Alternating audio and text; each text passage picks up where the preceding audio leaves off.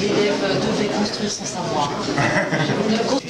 Aujourd'hui, c'est une audience à laquelle va être jugée la récusation que je fais contre les pseudo-juges disciplinaires, enfin les faussaires du conseil de discipline. Et à peu près 30% qui étaient là sans droit ni titre. Et en plus, ils étaient récusés, donc ils n'avaient pas le droit de siéger. C'était une comédie complète. Hein. D'accord. Alors d'après ce que j'ai compris la dernière fois, quand vous êtes fait interviewer pour BFM TV, vous m'aviez dit que les prétendus juges du conseil de discipline avaient été contactés et qu'est-ce qui s'est passé? Ils n'ont pas voulu répondre?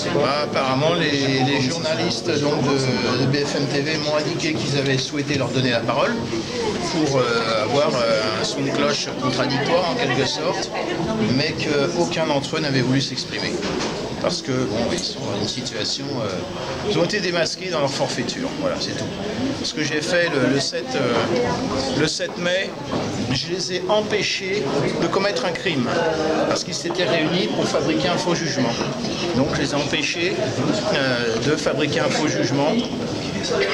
Et c'était une situation, j'étais dans une situation de légitime défense en quelque sorte. Hein. Je suis entre deux âges, je suis encore mais non, le peu que j'en ai vu, 1 million. Ah non, moi c'est pas ce que j'ai constaté sur la vidéo. Hein. Ah ouais, je suis pas d'accord moi. Ah ouais, non.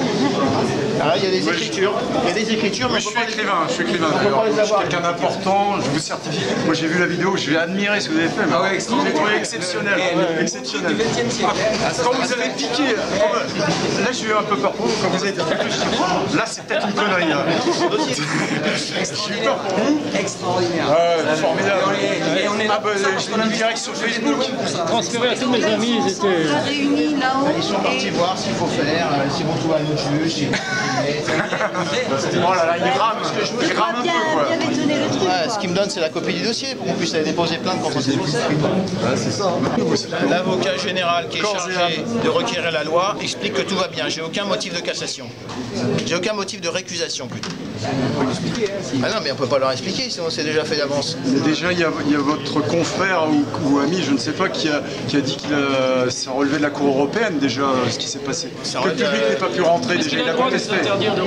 Oui, il a contesté le fait que le public n'ait pas pu rentrer. Et bien on le fait dans le couloir. Vous avez le droit d'être jugé dans le couloir et nous on reste là.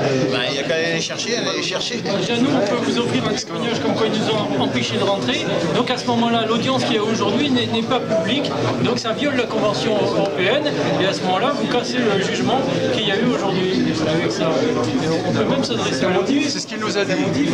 S'adresser à l'audience, c'est un motif, on verra bien. Parce que si on cède un peu de terrain, le problème c'est que là... Ah non, mais on ne cède pas, j'ai été obligé de récuser. Ne cédez rien. Je l'ai récusé, quoi. Ouais. Donc j'ai demandé au président de me les montrer, il m'a dit non, vous ne les verrez pas.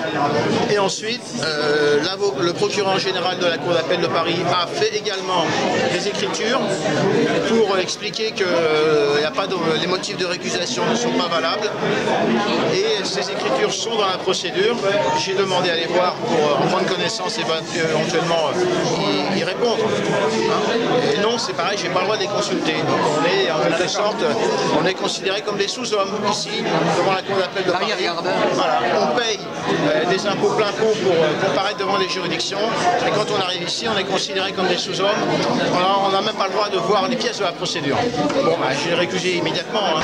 D'autant plus que le président Jacques Bichard, je l'ai déjà fait casser 2 fois par la Cour de cassation dans des procédures où j'avais formulé des demandes d'annulation de décision de suspension provisoire et il avait refusé de se prononcer sur le fond. Il avait estimé qu'elles étaient devenues sans objet. Il a été cassé par la Cour de cassation à 2 reprises en 2009 ou 2010. D'accord, c'est-à-dire qu'en fait, pour récapituler, on vous interdit de consulter les pièces de la procédure. Comment normalement elle devait être défense? Qu'est-ce qui s'est passé?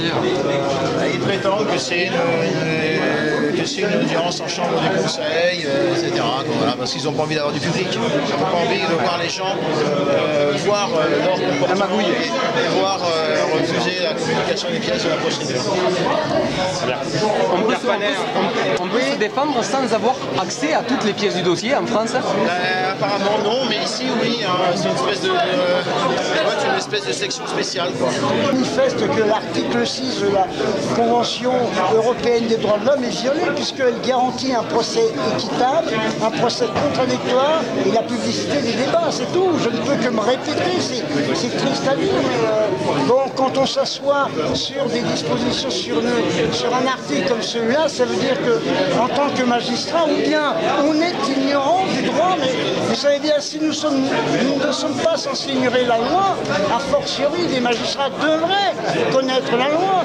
Puis moi je m'interroge aussi, je ne comprends pas que la justice qui est censée être rendue au nom du peuple français, le peuple français ne peut même pas y assister. On vous juge, mais vous n'avez même pas le droit de pouvoir être présent, et qui plus est dans le cas de François d'Angolan, on allègue, on présente des pièces qu'on ne veut pas lui communiquer. Bon, on est dans un État, dans un système totalement arbitraire. C'est le fait du prince. Ces magistrats, je le soutiens, ne respectent pas les principes de la République, ne respectent pas les principes de la légalité, ne respectent pas les règles du droit international. Pour moi, ce sont des gens qui commettent des actes graves et je pense qu'ils déshonorent avant tout leur fonction et qu'ils n'ont plus leur place dans un système équilibré, équitable au sein de la justice. Une sorte de supercherie, et je ne crains pas à le dénoncer parce que les pièces, nous les avons. Nous les avons.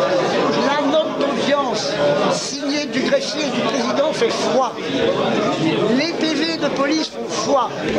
Amène-moi quel que soit au demeurant les critiques personnelles que j'ai lieu de lui adresser aujourd'hui parce qu'il est passé de l'autre côté, mais chacun est libre de faire comme il l'entend. Il a été dans cette affaire-là d'une parfaite rectitude. Il a toujours dit, c'est moi qui ai pris l'initiative de mettre ces vidéos jour à la masse en ligne. Pourquoi trouve-t-on un jugement où c'est le contraire qui est écrit? C'est parce que cela s'appelle un faux en écriture publique et c'est un crime. Monsieur Banet, quelle raison aurait-il de faire ça? Condamné du donner à tout prix. À tout prix, c'est évident. C'est évident. Il ne pouvait être que l'auteur principal de la diffusion de ces vidéos. Moi, je sais que j'ai participé à des vidéos, je peux même vous dire, il y en a certaines que j'ai faites avec lui à la réflexion. On a dit non, il vaut mieux ne pas les mettre. Il y a plein de vidéos qu'on a déjà faites comme ça. Bon, mais tant que Dieudonné ne donne pas le feu vert, on ne les met pas en ligne. Moi, je peux vous dire que j'en ai une, je pense que je ne la mettrai jamais. Parce que ça risquerait de heurter la sensibilité de certaines personnes. Je ne cherche pas forcément à heurter la sensibilité des gens. Mais par contre, je tiens à pouvoir exprimer librement mes opinions dans ce pays.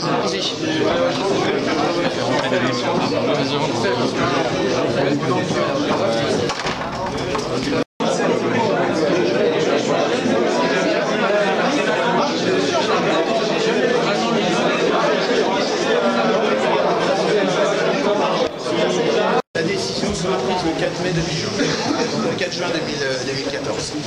C'est-à-dire à la semaine prochaine. La semaine prochaine. D'accord. Oui, ici, non, au greffe, une procédure particulière, c'est en haut. Ou ici, également. Okay, comment ils ont justifié ce report? Non, c'est pas le report, c'est qu'ils vont fabriquer une décision pour décider de ce qu'ils feront sur cette affaire, quoi, savoir s'ils vont appliquer les règles de procédure ou faire un passe-droit, quoi. D'accord, mais qu'est-ce qu'ils vous ont répondu pour le coup à toutes ces affirmations? C'est l'impression? Eh bien, écoutez, je ne suis pas encore veillante, mais faisons confiance à la justice qui est rendue au nom du peuple de France. Et j'ai plus confiance aux magistrats qu'aux avocats.